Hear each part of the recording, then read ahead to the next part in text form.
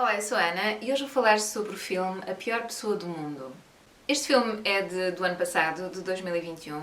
Nós vimos-lo ontem à noite, portanto ainda está tudo bastante fresco na minha cabecinha, mas eu não tive tempo para preparar, porque eu ia só gravar hoje o vídeo dos usados, que já publiquei entretanto, terá sido publicado primeiro. E então decidi, não, mas vou gravar porque eu gostei do filme e quero falar um bocadinho sobre ele.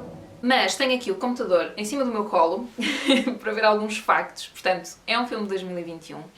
O realizador é Joaquim Trier. Eu não sei como é que se diz, ele é norueguês, portanto é realizador e argumentista. O argumento, aliás, é dele e de outra pessoa, eu vou dizer aqui o nome.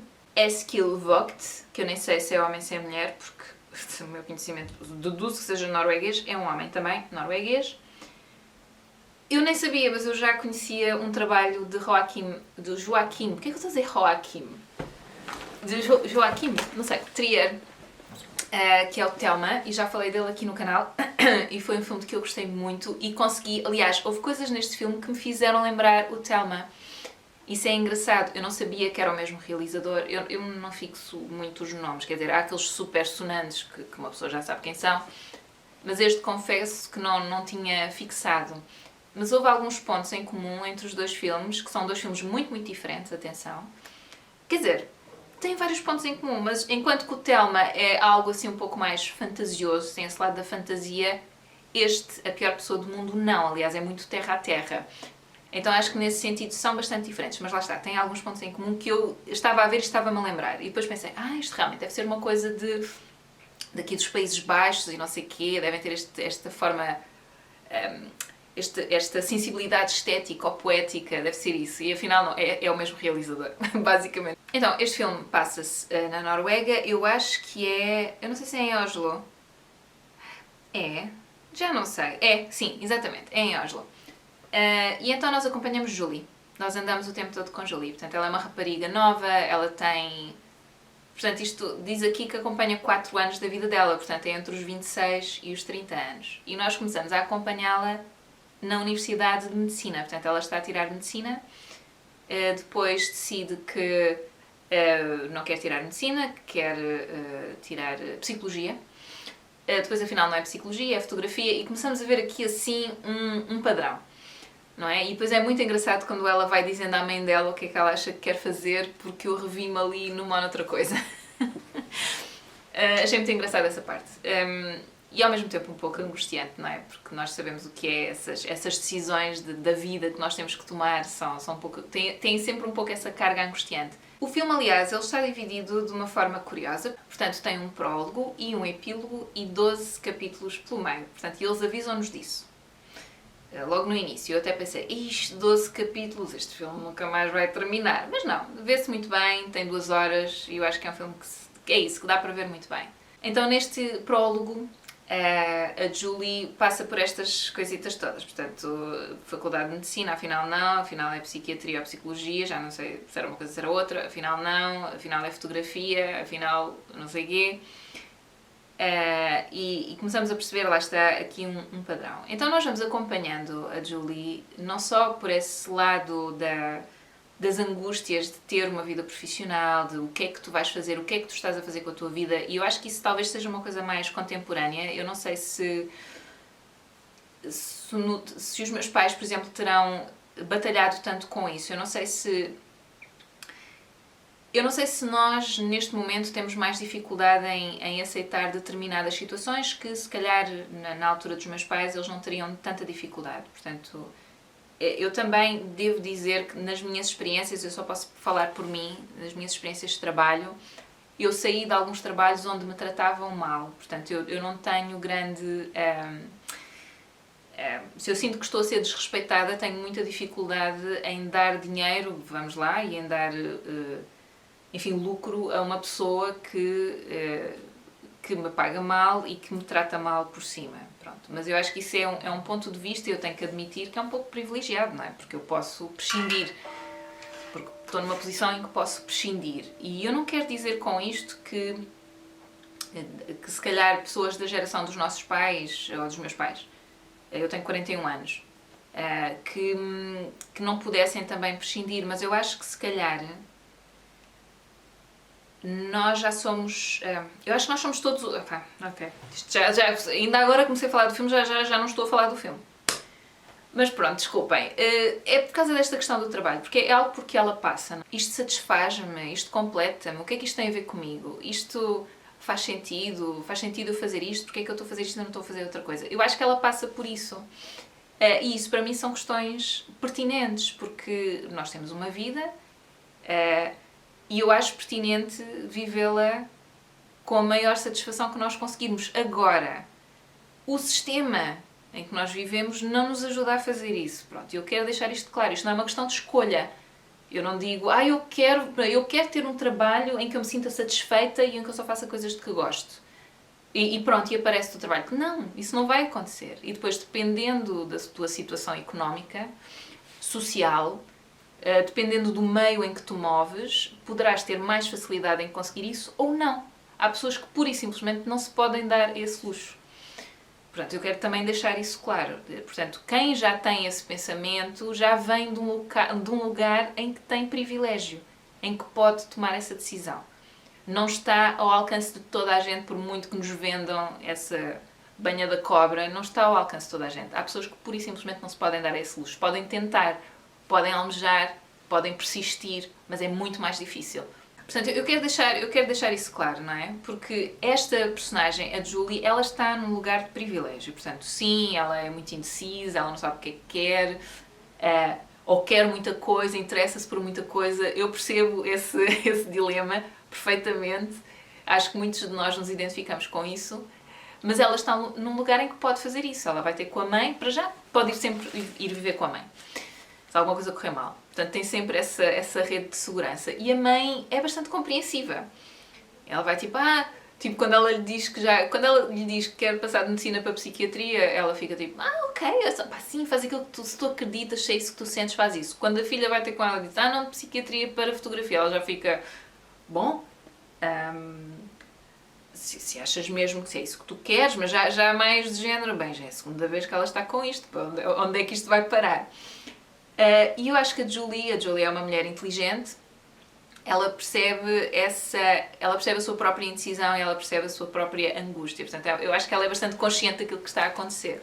E depois, a par desta questão profissional, não é? Que tem a ver com o que é que eu vou fazer da minha vida em que eu vou trabalhar, ela acaba a trabalhar numa livraria. Isto não é spoiler, eu não vou dar spoilers, portanto, isto é tudo muito no início do filme. Ela acaba a trabalhar numa livraria e parece-me que ela se sente um pouco... que ela sente alguns complexos por isso. Pronto, eles não exploram muito essa parte no filme, mas parece-me por algumas reações e algumas interações com outras personagens que ela tem alguns complexos por isso, sente que está a desperdiçar a sua vida ali. E a par de todas estas angústias que têm a ver com a vida profissional, o que é que eu vou fazer da minha vida, como é que eu vou ganhar dinheiro, como é que eu me vou sustentar, blá blá blá, ela vai tendo... de forma assim muito paralela, vai tendo casos e descasos com homens que ela conhece em várias capacidades. Um é professor dela, outro é um modelo já quando ela está na parte da fotografia, e depois o outro que é outro que ele conhece. Então, desde o início, sim, porque ela já quando estava na medicina, ela estava a namorar e acaba com o namorado, portanto é um ator que aparece muito pouco tempo, depois a seguir passa para o professor, depois a seguir passa para o modelo, depois a seguir passa... Ou seja, ela está sempre com alguém, está sempre com um homem qualquer. E eu acho isso interessante, portanto, é um excesso. Aliás, ela no início, ela queixa-se mesmo quando está em medicina e aqui no filme fala-se um pouco sobre isso, sobre o excesso de informação e de comparação que tu fazes com outras pessoas que estão nas redes sociais. E ela fala sobre esse excesso, sobre essa... Eu agora não me lembro muito bem, lá está, vi ontem, mas claramente não estava super atenta a essa parte. Mas ela fala sobre esse excesso de informação das redes sociais e do telemóvel, dos jornais e notícias, etc. Como algo que a deixa assoberbada. Então eu senti que havia aqui um pouco... não sei se crítica é uma palavra certa, porque eu acho que até se tecem poucos julgamentos neste filme, que é uma coisa boa, acho que é positivo. Ela está a viver a vida dela, ela está a escolher, ela está a experimentar, está a ver o que há, o que não há, o que é que ela quer. Ela ainda não sabe muito bem.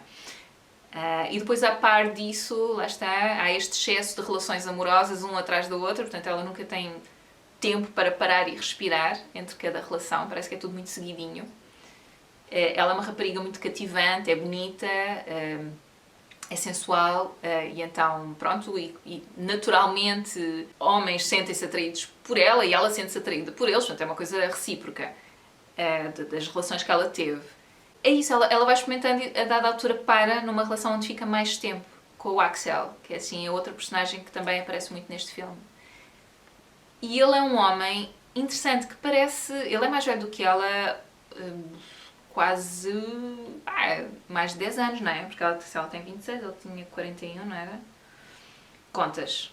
15 anos, estamos a falar de 15 anos, é uma diferença grande de idade. E ele no início, quando eles se envolvem, ele diz-lhe até, olha, não precisas de ficar, não precisamos de começar uma relação, podes ir à tua vida, tu ainda és muito jovem, nós temos uma diferença de idades grande. Ele diz, não, eu quero ficar. E ela apaixona-se por ele. E eles ficam juntos bastante tempo. E ele é um homem que parece, a personagem dele, parece evoluir com a Julie, porque ele no início parece um homem um pouco, talvez... um pouco fechado em relação a algumas ideias. Eu não digo propriamente machista. Portanto, ele é desenhador. Portanto, ele é ilustrador e faz banda desenhada e tem um trabalho que é muito conhecido, que é o Bobcat. Pronto. Que ela considera vagamente misógino em algumas passagens, alguns quadradinhos da banda desenhada e tal, mas eles entendem-se e pronto, e a coisa corre bem. Mas ele é isso, ele no início da relação, ele parece um pouco atado, assim, um pouco...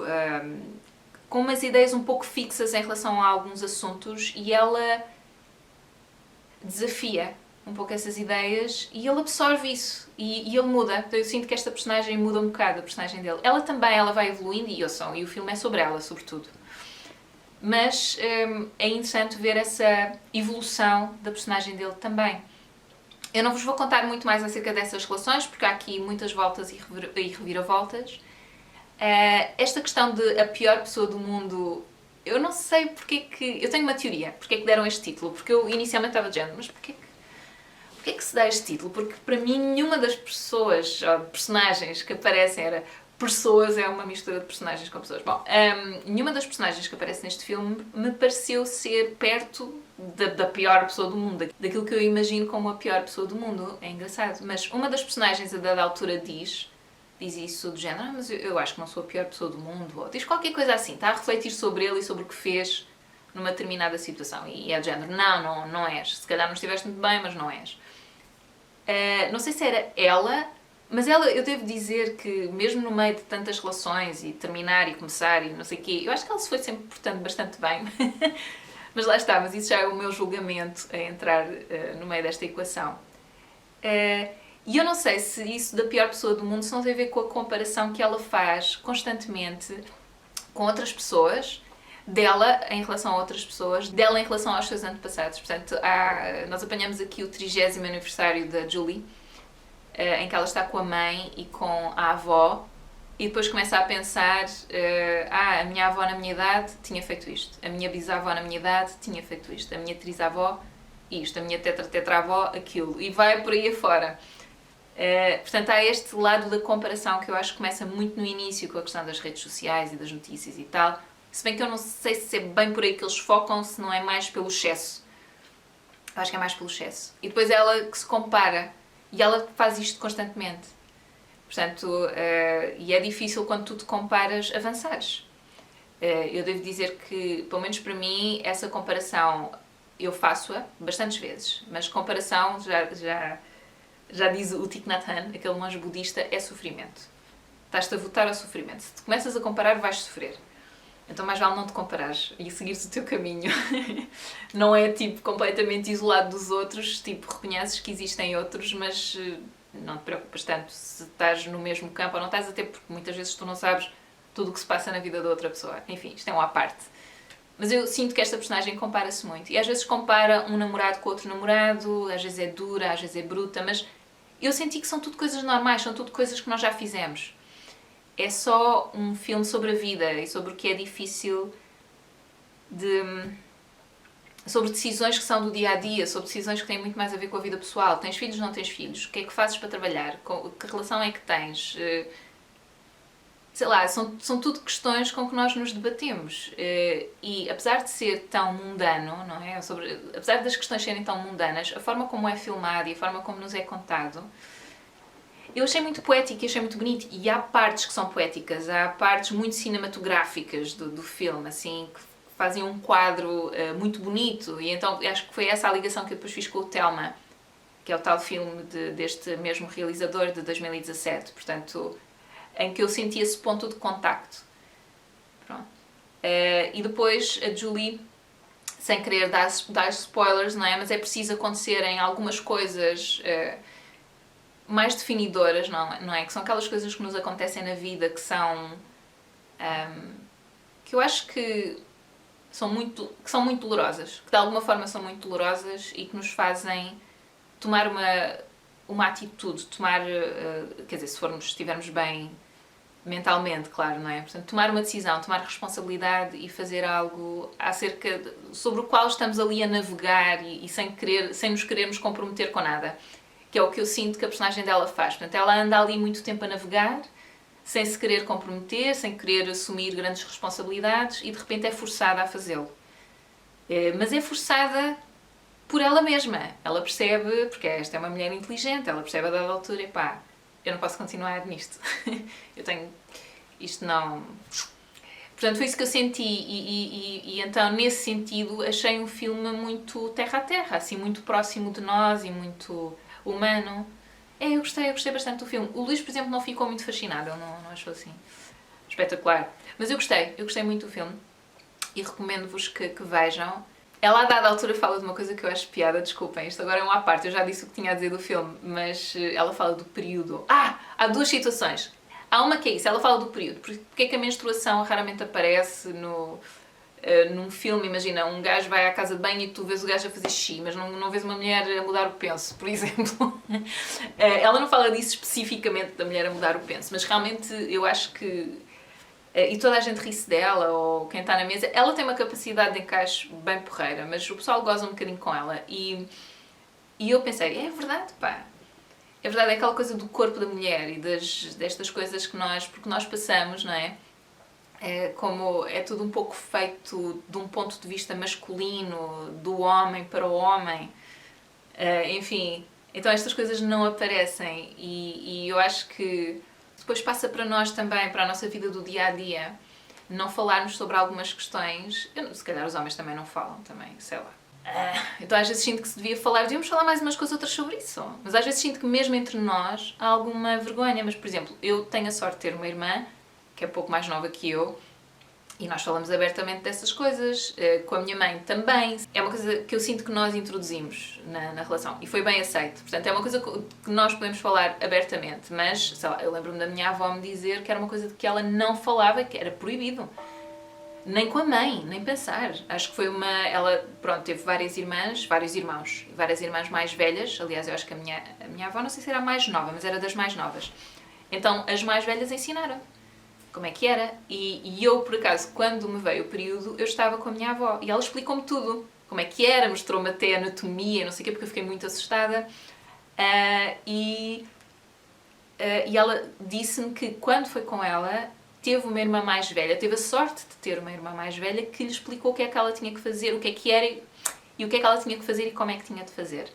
Mas que ela não fazia ideia de como é que essa irmã mais velha tinha feito quando isso aconteceu com ela. E realmente é extraordinário. E pronto, e por comparação nós agora temos muito mais informação. É um facto, pronto. Mas eu acho que há alguns assuntos sobre os quais e à roda dos quais ainda há muito tabu. Pronto, essa é uma questão de que ela fala lá e aparecem alguns pormenores, pronto. E depois há uma questão desse namorado dela, o Axel, o tal que faz a banda desenhada, é chamado para uma entrevista e a entrevistadora começa tipo a discutir com ele porque ele tinha algumas passagens na sua banda desenhada que eram misóginas. Misóginas e algumas muito violentas e não sei o quê, e contra a mulher e tal. Mas ela não era uma pergunta genuína de género, porquê que achou interessante incluir? Não, era um ataque, era já com julgamento. Aquilo já era de um ponto de vista ou de um lugar de superioridade, de género. Como é que você se atreve? Tipo, uma coisa assim. e ele passou-se um bocado e depois não conseguiu reagir muito bem. A verdade é essa, mas é difícil teres ali uma pessoa a atacar-te. Aliás, estavam duas, mas depois a outra começou a ficar um pouco mais calma quando percebeu que a outra estava tão investida. E são aquelas questões que eu acho que é isso, que se podem levantar. São questões que eu acho que se podem levantar, não vejo porque não, mas de um lugar de genuína curiosidade, não é para crucificar o autor que está ali à tua frente. Já mesmo, explica-me porquê, quero saber, tenho curiosidade. Se é só para crucificar, não vale a pena e acho que não é o meio correto e acho que é um bocado humilhante para o autor, porque uma banda desenhada é um livro. Tu podes comprar e podes não comprar. Podes apoiar o autor ou não, quer dizer, podes ler ou não ler. E eu acho que o facto de um autor escrever sobre um determinado tema não quer dizer que ele aprove esse tema. As duas coisas não estão intrinsecamente ligadas. Portanto, depende tudo muito do contexto e enfim, de muita coisa, não é? E esta mania de levar as coisas pelo seu lado literal é um pouco infantil, é pouco interessante. E é pouco interessante para as artes. As artes deve ser um campo de liberdade. E quem não gosta, e quem se sente ofendido, e quem não tem que ler, não tem que ver, não tem que comprar, não tem que... Pronto. Mas enfim, então achei... Foram explorados muitos temas interessantes neste filme, mas está sobretudo focado na Julie. E eu gostei muito do filme. E fiquei com vontade de aprender norueguês. É uma língua... Aliás, qualquer língua dos Países Baixos, não é? Norueguês, sei lá, sueco... holandês, são tudo línguas estranhíssimas. Eu acho-as estranhas, porque depois não consigo reconhecer nada. Não consigo reconhecer nenhuma palavra, É tão bizarro, é quase como ouvir japonês ou chinês, não há nenhum reconhecimento, é super interessante. Mas pronto, é isso, olhem, espero que tenham a oportunidade de ver o filme, se ainda não viram. Espero que tenham gostado desta apreciação e até à próxima. Tchau, tchau!